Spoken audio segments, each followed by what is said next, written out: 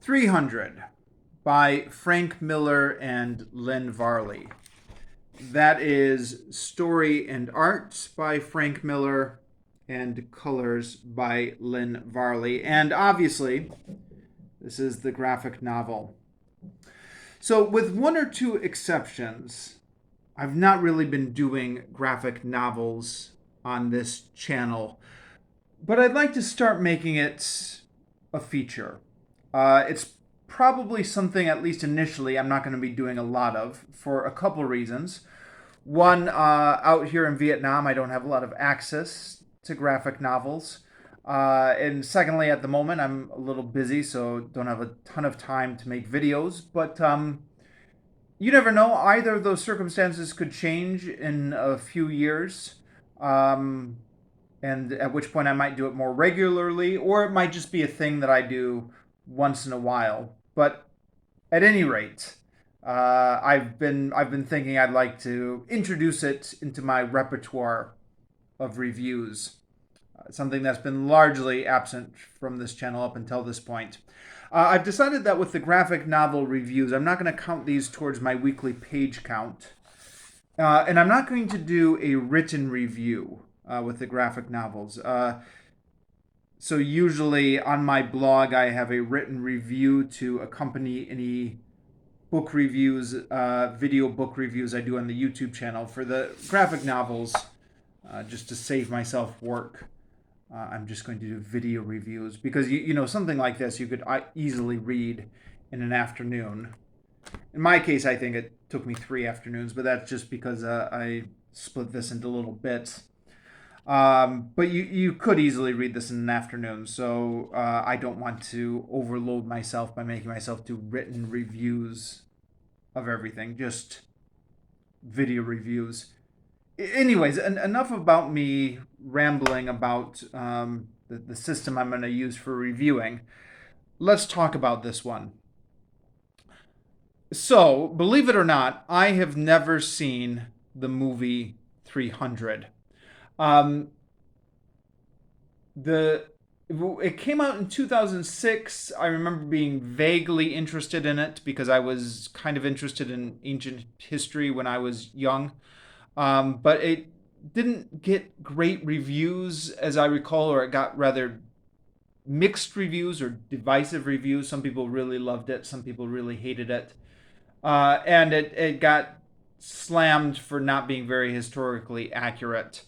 Like a lot of people said, the movie was based on a comic book, and the comic book people were saying was based on a movie. So this was apparently, I don't know how true that is actually. Having now read this, Frank Miller does seem to have done some research on this. He's got recommended reading here, including Herodotus. But yeah, largely inspired by a movie. What was the name of that movie? The name of that movie was 300 Spartans or something like that, a 1960s movie, which I think I actually did see way back in 7th grade when it was being shown on American Movie Classics, AMC cable. I don't really remember much of that movie. I think I just remember that the shot of all those spears flying through the air and just covering the sky. And I think that's all I remember about that movie. But anyways, when the 300 movie came out, I didn't bother to see it. I haven't bothered to track it down since. But it I'm overdue to see it because it's become such a part of pop culture. So many memes based on the movie, and so many people talking about the memes in the movie as if it's just assumed everybody knows the movie. I think it's just become part of the cultural landscape at this point. Um, but more to the point, I've been reading the histories by Herodotus, which talks about the 300 Spartans and the Battle of Thermopylae. And I've been thinking I really just ought to see this movie because nowadays you can't talk about Thermopylae without talking about this movie. Now, at the moment, I actually don't have a way set up to legally watch the movie. And with two young kids in the house, I'm not sure I've got the peace and quiet to watch it, even if I did have access to it. Um, but I don't have a Netflix account. I don't have a DVD player over here. It's not currently. I don't have cable. So I don't know how I would see the movie. But then I saw this book in the school library, uh, and I thought, okay, I should read the graphic novel first, anyways, right? The original source material for the movie, and this will have to tide me over until I see the movie someday. Now, I had just a couple weeks ago finished up reading about the Battle of Thermopylae in Herodotus. So I thought, if I'm ever going to pick up the graphic novel, now would be the perfect time. And when I saw it in the school library, I thought, I'll just grab it. So this was originally published as 5 different comic books, like a lot of graphic novels are. It's a collection. Chapter 1, Honor. This was the first comic.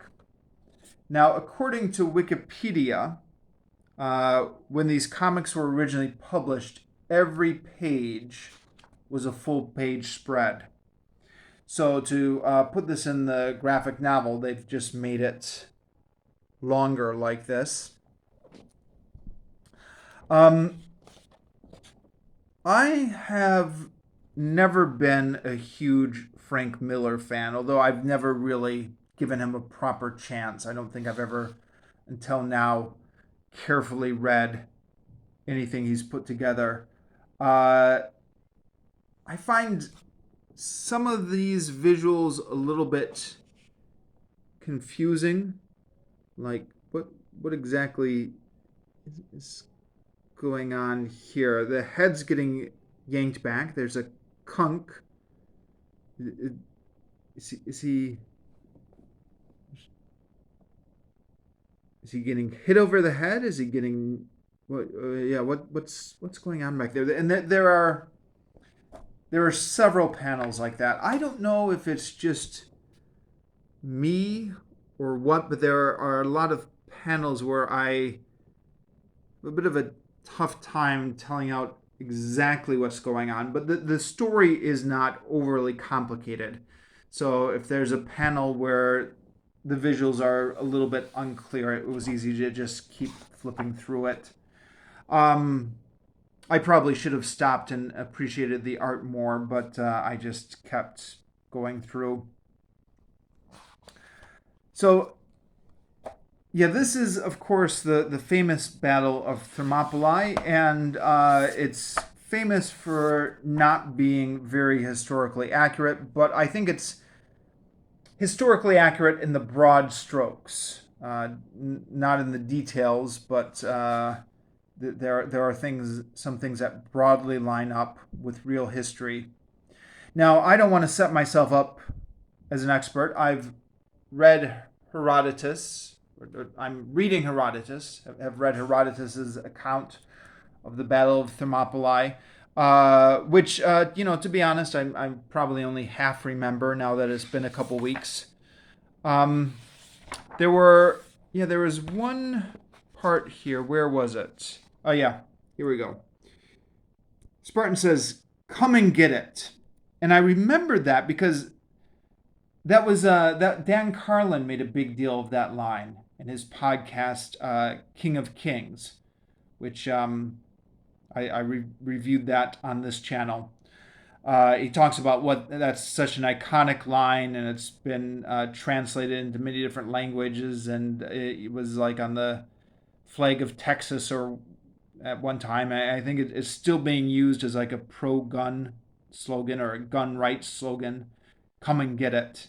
So the Persians say, "Lay down your arms," and the Spartans say, "Come and get it." Although in Frank Miller's version, it happens a little bit differently. There's no call to lay down your arms, but that iconic line there, "Come and get it," is there. And I saw that, and I remembered hearing that from the Dan Carlin podcast. I had temporarily forgotten about it, but then I remembered it. And then I realized that when I had been reading Herodotus's version a couple weeks ago, that "come and get it" line was nowhere in there. So I Googled "come and get it." Molan labe, I believe, is the original Greek. And it turns out it comes from Plutarch.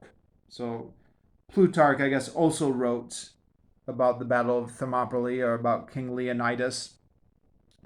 I think they were saying on Wikipedia that the Molan labe that Plutarch used was classical Greek, which would have been different than the Doric Greek that Leonidas and the Spartans would have spoken, but that's where that line comes from. So that was, that was interesting for me. I'm learning new stuff every day. I thought I had somehow gotten it into my head that Herodotus was the only ancient source for the 300 Spartans, but I guess there's a couple different sources, Plutarch being another one. Although there is another famous Spartan line that's in here that is from Herodotus. Where is it? This is another one that I recognize from the Dan Carlin podcast. They say that the Spartans, so the Persians send out so many arrows that it darkens the sky. And one of the Spartans says, "Oh, that's just as well. I prefer fighting in the shade."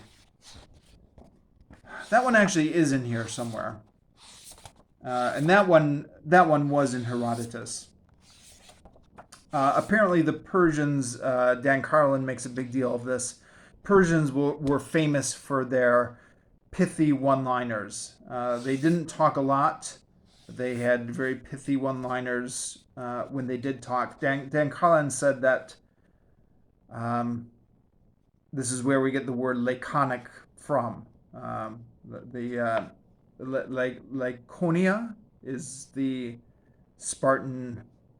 Yeah, what's the difference between Sparta and Laconia? I think Laconia is the broader region, and Sparta is the capital of that region. I don't know.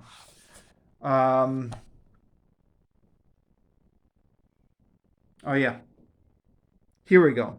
The famous scene of getting shoved into the well. Now this is one of those things where this has become such a meme, right? You see this everywhere. This is Sparta. Pushes them into the well. Yeah, and that part was in Herodotus. Although it was kind of funny. Herodotus doesn't make a huge deal out of it. He talks about the Persians sending out envoys.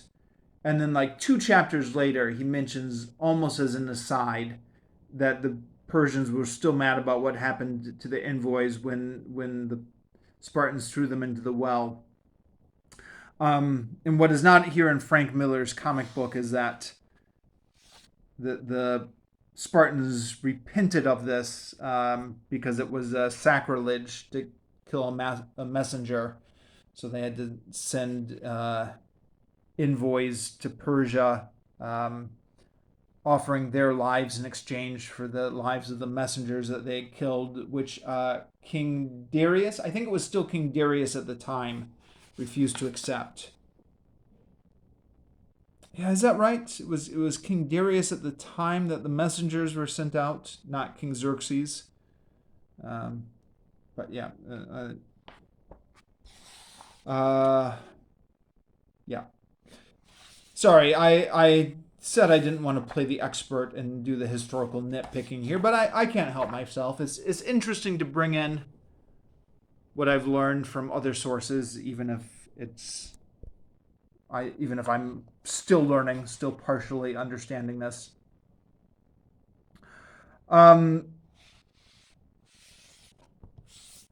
Yeah, so I guess while I'm on the topic of nitpicking stuff here, there was another little bit where, yeah. King Leonidas is being met by the Persian ambassador. And he said, "All the God King requests is a modest offering of earth and water, a simple token of Sparta's submission to the will of Xerxes." And Leonidas says, that's a bit of a problem. Rumor has it the Athenians have already turned you down. And if those boy lovers found that kind of nerve, after all, we Spartans have our reputation to consider. Still, I'd hate to be rude. There's got to be a diplomatic way to handle this. And that's, of course, leading right into the throwing them into the well. Find earth and water down there. But yeah, I was reading on Wikipedia that this was something that Frank Miller was criticized for, either for the rather homophobic sound of those words or for the historical accuracy. Apparently, Alan Moore had criticized that because, of course, it wasn't only Athens that celebrated man-boy love. I think Sparta had also famously celebrated it. I'm not an expert, but that's what they say. So Alan Moore said, it's not even homophobic, it's just ignorant. Frank Miller doesn't read books. Frank Miller defended it by saying, these are not my views. These are the views of the characters. I said it's quite possible that the Spartans were hypocritical. So, the idea that the Spartans do not represent Frank Miller's views, I think, becomes fairly obvious unless you have a rather uncharitable view of Frank Miller. Because the Spartans are a very brutal, hard society. And some of this, again, I'm not an expert, some of this is basic stuff we learn in history, right? I mean, everyone who's taken 6th grade history knows that the Sparta was a society totally geared for war and military training. Some of this, I get the sense, sometimes is exaggerated, but I don't know for sure. And yeah, either way, I think it's fairly easy to imagine that these are not Frank Miller's views. He's just portraying characters here. But it does, I mean, the thing I have trouble getting on board with is that there's so much talk here about, the free men standing up to the tyrants and the turning points in history. And you get the sense reading this that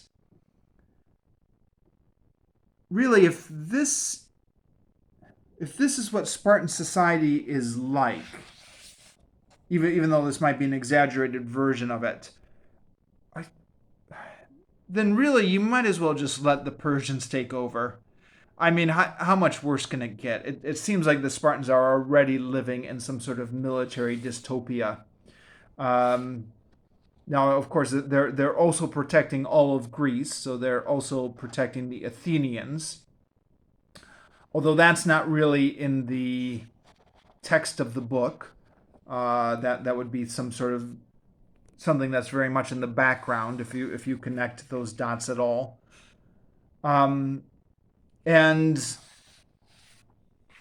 yeah, they're free in the sense that they're not being ruled over by an overlord, but they've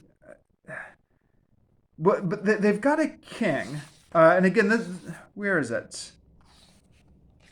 This is where I think Frank Miller might be exaggerating stuff, is when the Spartans realize that they've been outflanked and they all decide to die.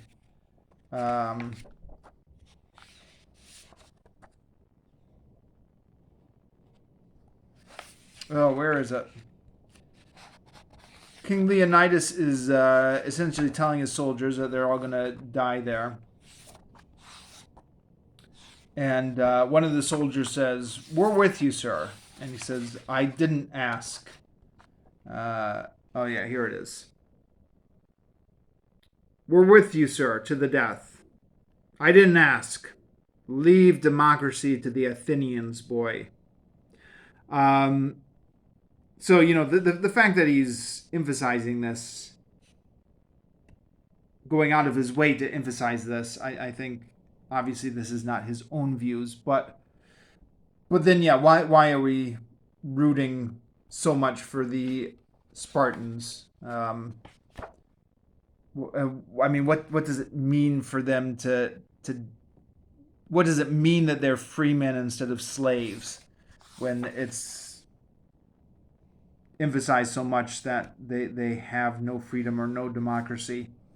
And again, Frank Miller would probably say he's just trying to portray the Spartans as the Spartans saw themselves. They had a different view of freedom than we did. But yeah, to a certain extent, the mythology surrounding Thermopylae as the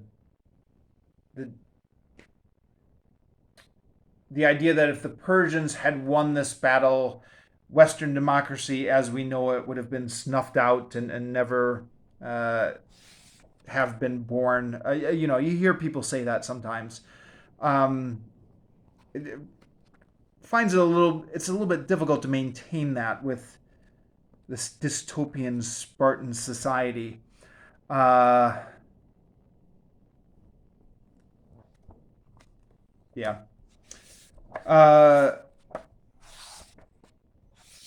Another interesting thing in here is the traitor who leads the Persians on the goat path behind the hot gates of Thermopylae gets a backstory, which was not in Herodotus. And I looked this guy up on Wikipedia, and I think this guy, the only source is Herodotus for him. I don't think Plutarch wrote anything about him. In Herodotus, he just takes the bribe, but he doesn't have a backstory. And here he has a backstory of being deformed, and he should have been killed according to the Spartan infanticide law. But his mother and father fled from Sparta in order to keep him alive and tried to give him military training. So he can thrust the spear, but he can't raise the shield. So he can't join in the Greek phalanx. So tries to commit suicide because his entire life is trying to redeem himself for his deformed birth has turned out to be a lie. And then, where is it? He wakes up after the fall and he's still alive. And at this point, he just decides to get his revenge on the Spartans instead by going over to the Persians and telling them about the goat path. So yeah, again, none of that was in Herodotus, but that was an interesting little addition to the story. I mean, if you're doing historical fiction, that's what we're here for, right? Is to give everyone extra motivations that may not be in the actual history.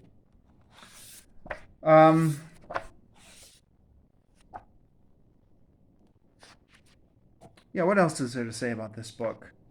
Maybe I'll just finish out this review here. It was interesting. I'm not a huge fan of this art style.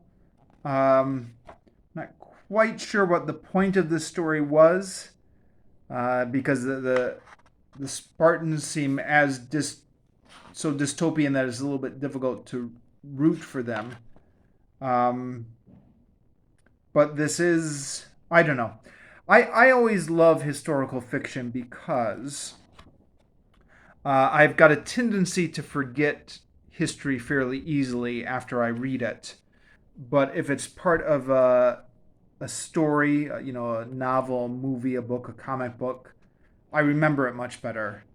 So, 10 years from now, I'm probably going to remember that traitor who led the Persians through the goat path much better because of his fictitious backstory here than than if I had just read the book. Oh, and the Persian ambassadors getting knocked into the well. I think definitely this is something is already seared into my memory much more by this scene. Even though I've never seen the movie, I've seen the gifs and the clips more than Herodotus would. Oh, yeah, that reminds me. There's another. I was talking about this whole thing being turned into memes.